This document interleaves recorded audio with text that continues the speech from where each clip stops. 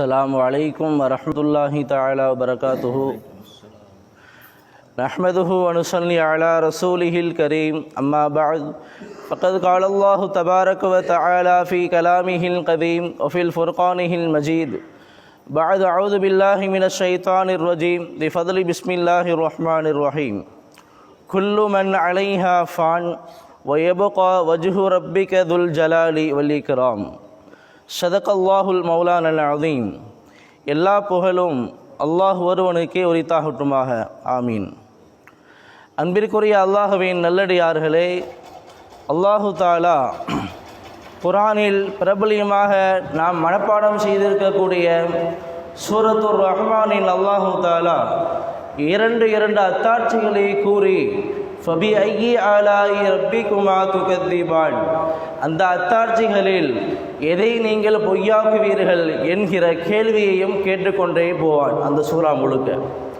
அதில் ஒரு இடத்தில் அல்லாஹு தஆலா இப்படி கூறுகிறான், குல்லு மன் அலைஹா ஃபான், இந்த பூமியில் உள்ள எல்லாமே அழிந்தே தீரும் என்று அல்லாஹ் கூறுகிறான். குல்லு மன் அலைஹா, அலைஹா என்றால் அலல் அருள், பூமியின் மீது இருக்கக்கூடிய எல்லாமே அழிந்து போகும். வயபுகா வஜ்ஹு ரப்பிக துல் ஜலாலி வல் இக்ராம், அந்த ரப்புல் ஆலமீன் அல்லாஹ்வை தவிர மீதி உண்டான எல்லா பொருளும் உலகில் அழிந்து போகும் என்று கூறிவிட்டு ஃபபி ஐயி ஆலாஇ ரப்பிக்குமா துகத்திபான், இந்த அல்லாஹ்வுடைய அத்தாட்சிகளில் எதை நீங்கள் பொய்யாக்க முடியும் என்றும் கேட்கிறான்.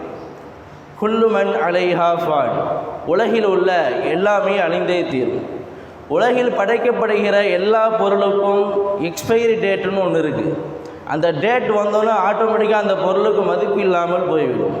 நாம் வாங்குகிற உணவுப் பொருட்களிலிருந்து நம்முடைய வீட்டு உபயோகப் பொருட்கள் வரைக்கும் எல்லாத்திற்கும் ஒரு கால அளவு உண்டு. அந்த கால அளவு வந்துவிட்டால், அந்த கால அளவு முடிந்து விட்டால் அந்த பொருளுக்கான மதிப்பும் போய்விடும். நம்முடைய வாஷிங் மிஷினாக இருக்கட்டும், ஃப்ரிட்ஜாக இருக்கட்டும், எந்த உணவுப் பொருளாக இருக்கட்டும், எப்பேற்பட்ட பொருளாக இருந்தாலும் ஒரு கட்டத்திற்கு மேல் அது தேய்மானத்தை அடைந்தே தான் தீரும். அதைத்தான் அல்லாஹு தஆலா சொல்கிறான், குல்லு மன் அலைஹா ஃபான், உலகில் உள்ள எல்லா பொருளும் அடைந்தே தீரும் என்று கூறுகிறான். அப்போ உலகில் உள்ள எல்லா பொருளும் அப்படி என்றால் மனிதனும் அப்படித்தான். இந்த ஆயத்து இறங்குகிற பொழுது மலக்குமார்கள் எல்லாம் சந்தோஷப்பட்டாங்களாம். ஏன்னா பூமியில் உள்ள எல்லா பொருளும் அணிந்தே தீரும் அப்படின்னு தானே ஆயத்து இறங்கியிருக்கு, வானத்தில் உள்ளதுன்னு சொல்லலை. இல்லை, அப்போ மலக்குமார்கள் எல்லாம் சந்தோஷப்பட்டாங்க. அப்போ ஆதமுடைய மக்கள் எல்லாம் தொலைஞ்சானுங்க அப்படிங்கிற மாதிரி சந்தோஷப்பட்டுக்கிட்டு இருந்தாங்க மலக்குமார்கள்லாம். அல்லாஹு தஆலா கொஞ்சம் காலத்திற்கு பின்னால் இப்படி ஒரு ஆயத்தை இறக்குகிறான், குல்லு ஷைஇன் ஹாலிகுன் இல்லா வஜ்ஹா, அந்த அல்லாஹ்வை தவிர விண்ணில் உள்ள மண்ணில் உள்ள எல்லா பொருளும் அழிந்தே போகும் என்கிற ஆயத்தை இறக்குகிறான். எல்லா பொருளும் அழிந்தே போகும். நம்முடைய உயிரை வாங்க வருகிற இஸ்ராயில் அலைஹிஸ்ஸலாம் அவர்கள் கூட மரணித்து போய் விடுவார்கள். கடைசியாக எந்த மலக்கு மரணிப்பார் என்கிற விஷயத்தில் கூட கருத்து வேறுபாடு உண்டு. இஸ்ராயில் அலைஹிஸ்ஸலாம் அவர்கள் மரணிப்பார்களா அல்லது இஸ்ராஃபில் அலைஹிஸ்ஸலாம் அவர்கள் மரணிப்பார்களா என்கிற விஷயத்தில் கருத்து வேறுபாடு உண்டு. பெரும்பான்மையான கருத்து என்னவென்றால் இஸ்ராஃபில் அலைஹிஸ்ஸலாம் அவர்கள்தான் கடைசியாக அவர்கள்தான் மரணிப்பார்கள். ஏனென்றால் கியாமத் நாளுடைய ஒரு உலக அழிவினுடைய ஒரு அறிகுறி, இஸ்ராஃபில் அலைஹிஸ்ஸலாம் என்பவர்கள் சூர் ஊதுவாங்க, சூர் குழல்பாங்க. அந்த சூர் ஊதிய பிறகுதான் உலகில் உள்ள எல்லாமே அழிந்து போகும். அதற்கு பிறகு அல்லாஹ் சொல்லிடுவான் இஸ்ராஃபில் அலைஹிஸ்ஸலாம் அவங்களை பார்த்து, நீங்களும் இறந்து போயிருங்க அப்படின்னு சொல்லி. அவர்கள் தான் கடைசியாக மரணிப்பார்கள். அவர்கள் தான் முதலில் உயிர் கொடுத்தும் எழுப்பப்படுவார்கள். எல்லாத்தையும் அல்லாஹு தஆலா மரணிக்க செஞ்ச உடனே அந்த மலக்கையும் அல்லாஹ் மரணிக்க செய்வான். பிறகு முதலாக அந்த மலக்கை எழுப்பி மீண்டும் இரண்டாவது சூரை ஊத சொல்லுவான். அந்த சூர் ஊதியதற்கு பின்னால் நாமெல்லாம் மஹ்ஷரை நோக்கி நாம் பயணம் செய்து கொண்டிருப்போம். அப்போ உலகில் உள்ள எல்லா பொருளுக்கும் ஒரு அழிவு நாள் உண்டு. மனிதனும் அப்படித்தான். மனிதனுடைய மௌத்தே ஒரு ரஹ்மத் அப்படிங்கிறாங்க ரசூலுல்லாஹ். அல் மௌத்து துஹ்ஃபத்துல் முஃமின், ஒரு முஃமினுடைய மௌத்து அது ரஹ்மத் என்று பெருமானார் ஸல்லல்லாஹு அலைஹி வஸல்லம் கூறினார்கள். நமக்கெல்லாம் ஆச்சரியமாக இருக்கிறது. மௌத்து அது நமக்கு ஆபத்தான ஒன்றும் இல்லை, நம்ம அதை ஆசைப்படவே மாட்டோமே, அதை போய் எப்படி ரசூலுல்லாஹ் ரஹ்மத்துங்கிறாங்க. அப்படியெல்லாம் நமக்கு ஒரு கேள்வி எழும். பொதுவாகவே உலகத்திலே மனிதர்கள் மட்டும் மரணிக்காமலேயே கியாமத் நாள் வரைக்கும் வாழ்ந்து கொண்டே இருந்தால் உலகமே அப்படியே ஸ்தம்பித்து போய்விடும். வீட்டில் உள்ளவங்க ஒரு 100 வயசை கடந்துட்டாலே வீட்டில் உள்ள பெரும் சுமையாகிவிடும். ஒரு 60-70 வயதை கடந்துவிட்ட ஒரு முதியோர் வீட்டில் இருக்கிற பொழுதே நம்முடைய வீட்டினுடைய சுமைகள் அதிகமாக நமக்கு தெரிகிற பொழுது, அப்போ இது போன்றெல்லாம் நமக்கு வருகிற பொழுது மௌத்து என்பது நமக்கு ஒரு ரஹ்மத்து தான். மௌத்துன்னு ஒன்று இருந்தால் தான் நாளை மறுமை என்று ஒன்று உண்டு. அதனால்தான் பெரும்பான்மையான ஊர்களில் மரண அறிவிப்பு செய்கிற பொழுது கூட இப்படி அறிவிப்பு செய்வார்கள். அதாவது தாருல் ஃபனாவில் இருந்து தாருல் பகாவிற்கு சென்று விட்டார் என்று அறிவிப்பு செய்வார்கள். அழிந்து போகும் இந்த உலகை விட்டும் அழியா உலகில் சென்று விட்டார் என்று அறிவிப்பு செய்வார்கள்.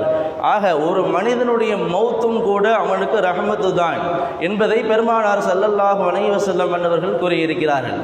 ஆக நம்முடைய மௌத்து எப்பொழுது என்பது நமக்கு தெரியாது. உலகில் உள்ள எந்த பொருளுக்கும் எந்த ஜீவராசிகளுக்கும் எப்பொழுது மௌத்து என்பது தெரியாதோ அதுபோலத்தான் நம்முடைய மௌத்தும் எப்படி இருக்கும், எப்பொழுது இருக்கும், எந்த இடத்தில் இருக்கும் என்று நம்மால் சொல்ல முடியாது. ஏனென்றால் 5 விஷயங்கள் அது அல்லாஹ்விற்கு மாத்திரமே தெரியக்கூடியது, மனிதர்களுக்கும் தெரியாது. ஏன் நம்முடைய ரசூலுல்லாஹி ஸல்லல்லாஹு அலைஹி வஸல்லம் அவர்களுக்கும் கூட தெரியாது. இன்னல்லாஹ இன்தஹு இல்முஸ் ஸாஆ, அந்த அல்லாஹ்விடத்திலே கியாமத் நாள் எப்பொழுது என்கிற அறிவு அவனிடத்தில் தான் இருக்கிறது. வை நஸ்ருல் கைஸ், எப்பொழுது மழை பொழியும் என்கிற அறிவு ஞானம் அவனிடம் மட்டும் தான் இருக்கிறது. வானிலை அறிவிக்கை தெரிவிக்கலாம், மழை இப்பொழுது வருவதற்கு வாய்ப்பு இருக்கிறது என்று வேண்டுமானால் சொல்லுவார்கள். மழை இப்பொழுதுதான் வரும் என்று கன்ஃபார்மாக சொல்ல முடியாது. அப்போ வை நஸ்ருல் கைஸ், மழை எப்பொழுது பொழியும் என்கிற அந்த ஞானம் அல்லாஹ்விடத்தில் தான் உள்ளது.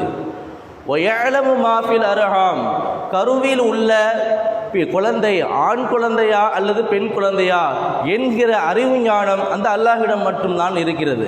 இந்த தரவரிசையில் அல்லாஹு தாலா ஒபி ஐயி அருந்தின் தமூத், ஒரு மனிதன் எந்த பூமியில், எந்த ஊரில், எந்த நாட்டில், எந்த இடத்தில், எப்பேற்பட்ட சமயத்தில் அவர் மரணிப்பான் என்கிற கல்வி ஞானமும் அவன் மட்டும் தான் அறிந்திருக்கிறான். நாம் நினைத்து கொண்டிருப்போம் நம்முடைய தொழுகையில் நம்முடைய மரணம் இருக்கும் என்று நினைத்து கொண்டிருப்போம், அல்லது நம்ம ஏதாவது ஒரு நல்ல அமல்களில் நாம் செய்து கொண்டிருக்கும் பொழுது நம்முடைய மரணம் இருக்கும் என்று நினைத்திருப்போம், ஆசைப்பட்டு இருப்போம். பலருக்கு அப்படி அமைந்து விடுவது உண்டு, சிலருக்கு அதுக்கு மாற்றமாக அமைந்து விடுவதும் உண்டு. பல பேர் தன்னுடைய தாய் நாட்டிலே வர்ணிக்க வேண்டும் என்று ஆசைப்படுவார்கள். ஆனால் வெளிநாட்டில் அவர்கள் வேலை செய்து கொண்டிருக்கும் பொழுது அல்லாஹு தஆலா அவர்களுக்கான உயிரை கைப்பற்றி விடுவான். ஆக நாம் ஒன்று நினைப்போம், அந்த அல்லாஹ் ஒன்று முடிவு செய்து வைத்திருப்பான். அப்படிப்பட்டது தான் மௌத்தும் கூட. நாமெல்லாம் கடைசியாக அல்லாஹ்விடத்தில் கேட்டுக்கொண்டே இருக்க வேண்டும், நல்ல மௌத்து கிடைக்கணும். நிறைய பேருக்கு இன்றைக்கெல்லாம் ஆபத்தான மௌத்து வருது, ஆக்சிடென்ட்டில் போய் சேர்றாங்க. அல்லாஹ் நம்மையெல்லாம் பாதுகாக்க வேண்டும். கியாமத் நாளுடைய அடையாளங்களில் ஒன்று திடீர் மரணங்கள் ஏற்படுமாம். திடீர் மரணங்கள் அதிகமாகும். அது விபத்தாக இருக்கட்டும், திடீரென்று ஆரோக்கியமாக இருக்கிறவர்கள் திடீரென்று மௌத்தாகுவதாக இருக்கட்டும், இதுவெல்லாம் மௌத்துல் ஃபுஜா, திடீரென்று ஏற்படக்கூடிய மௌத்து என்று பெருமானார் ஸல்லல்லாஹு அலைஹி வஸல்லம் கூறினார்கள். எல்லாம் அல்ல அல்லாஹு தஆலா நம்மை எல்லாம் திடீர் மௌத்தை விட்டும் அல்லாஹ் நம்மை பாதுகாத்து ஆரோக்கியமான முறையில் இருக்கிற பொழுது, அவனை தியானிக்குகிற பொழுது, தொழுகையில் இருக்குகிற பொழுதும், குர்ஆன் ஓதுகிற பொழுதும், அவனை திக்ர் செய்து கொண்டிருக்கிற பொழுதும், இது போன்ற நல்ல காரியங்களை செய்து கொண்டிருக்கிற பொழுது அல்லாஹு தஆலா நம்முடைய உயிரை அவன் கைப்பற்றுவானாக. ஆமீன். வாஹிர் தஅவானா அல்ஹம்துலில்லாஹி ரப்பில் ஆலமீன்.